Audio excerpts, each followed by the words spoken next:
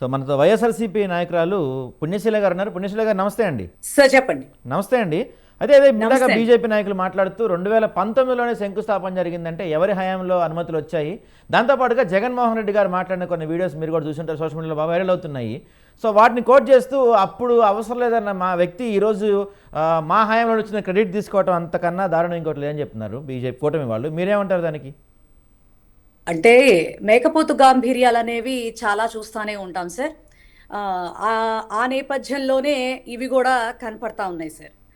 అప్పుడు అంతకు ముందు ముందుగా ఇందాక మాజీ ఎమ్మెల్యే గారు, మరి ప్రస్తుత ఎమ్మెల్యే గారు, సారీ సార్ నాకైతే మీరు పరిచయం లేరు, మాజీ ఎమ్మెల్యే గారు వారు అన్నారు, అంతకు మించి వైఎస్ఆర్సీపీ మాట్లాడితే సిగ్గులేనితనంగానే ఉంటుంది అని చెప్పని. సార్ మిమ్మల్ని విభేదించి 18లో స్పెషల్ స్టేటస్ కోసం మిమ్మల్ని విభేదించింది 2018లో. మీకు అది కూడా మ్యాక్సిమం అవగాహన లేదనుకుంటా సార్. 18లో విభేదించారు, 19లో మీ టైంలో హయాం వచ్చిందని ఈ రోజున, ఎందుకంటే మోదీ గారిని ఎన్నేసి మాటలు మాట్లాడారో అవన్నీ మర్చిపోయి ఈ రోజు మళ్ళీ కూటమిలో ఉన్నాం గనక మేము అవన్నీ మీ ఇష్టం. కానీ మీరే మాట్లాడుతున్నారు, వినండి.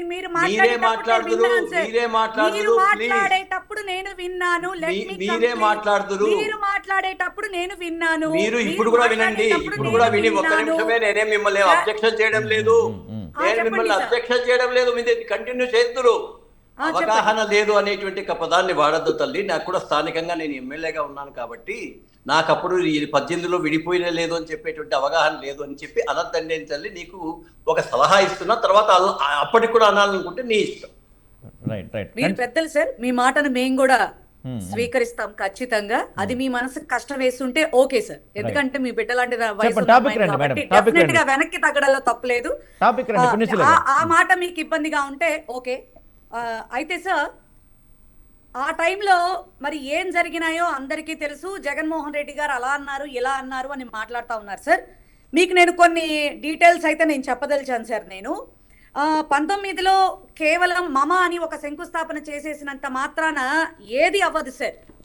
ఓకే, తీసుకువచ్చారు, మేము అప్రూవల్స్ తీసుకొచ్చేసామన్నారు. దానికి ఎన్ని స్టెప్స్ ముందుకెళ్ళాలి, ఇంకా ఫర్దర్ ఎన్ని అప్రూవల్స్ కావాలి, వాటికి ఎన్ని కోట్ల రూపాయలు ఖర్చు పెట్టాలి, ల్యాండ్ పూలింగ్ ఎంత జరగాలి, ఎంతమందికి పునరావాసం కల్పించగలగాలి, ఎన్ని జిఎంఆర్ గారితో అన్ని అప్రూవల్స్ కూడా. ఎందుకంటే ఆ టైంకి లిటరల్లీ 130 కేసులు క్లియరెన్స్ తీసుకురావటం జరిగింది సార్. అలాగే 967 కోట్ల రూపాయలు ల్యాండ్ పూలింగ్కి ఖర్చు పెట్టి 2 కాలనీలుగా కట్టి అక్కడ ఉన్నటువంటి వాళ్ళందరికీ కూడా పునరావాసం కల్పించడం జరిగింది. అట్లాగే రోడ్స్ కోసం 7.29 కోట్లు ఖర్చు పెట్టడం జరిగింది. ఇన్ఫ్రాస్ట్రక్చర్ కోసం 134.5 కోట్లు ఖర్చు పెట్టడం జరిగింది. R&R కోసం 75 కోట్లు, అంటే టోటల్లీ 1200 కోట్ల రూపాయలు ఖర్చు పెట్టడం జరిగింది. అప్రూవల్స్ తీసుకురావటం జరిగింది, ముందుకు తీసుకువెళ్ళటం జరిగింది. 70% మే 3, 2023 శంకుస్థాపన కార్యక్రమం మేం చేయడంతో అప్పటికే అన్ని కూడా పూర్తి చేసి అదే జిఎంఆర్ గారితో, అదే ముఖ్యమంత్రి వర్యులు ఆ టైంలో జగన్మోహన్ రెడ్డి గారితో యాజ్ ఏ ఇండస్ట్రియల్ చైర్పర్సన్ గా నేను ఆ టైంలో నేను ఉండటం నిజంగా నా పూర్వజన్మ సుకృతం. ఆ టైంలో మేము అక్కడ ఉన్నాం కూడా, ఎందుకంటే లేకుండా లేని మాటలు చెప్పుకోవాల్సిన అవసరం అయితే మాకు లేదు. అన్ని రకాల అప్రూవల్స్ తీసుకొచ్చి ఆ రోజున మేము చాలా సగర్వంగా మేము చేయడం జరిగింది. నేను ఇంకొక మాట అడుగుతాను సార్.